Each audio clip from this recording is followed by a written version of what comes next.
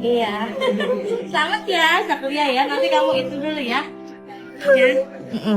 Bunda, jangan nangis ya.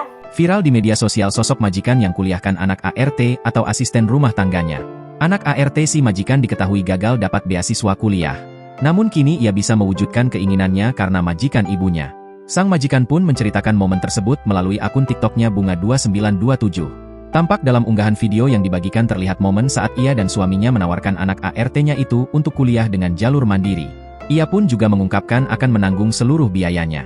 Video ini pun viral di TikTok dan menuai pujian dari warganet. Hari ini Allah gerakan hati saya dan suami untuk kuliahkan anak asisten rumah tangga kami. Semoga bermanfaat ya Rika, selamat belajar jadi mahasiswi dan cita-cita kamu tercapai. Asisten rumah tanggaku semalam nangis tahu pas anaknya tidak dapat kuota beasiswa karena impian anaknya adalah jadi sarjana S1 dan mau pakaikan toga ke ibunya saat lulus nanti. Nah sekarang jangan sedih lagi ya Bibi.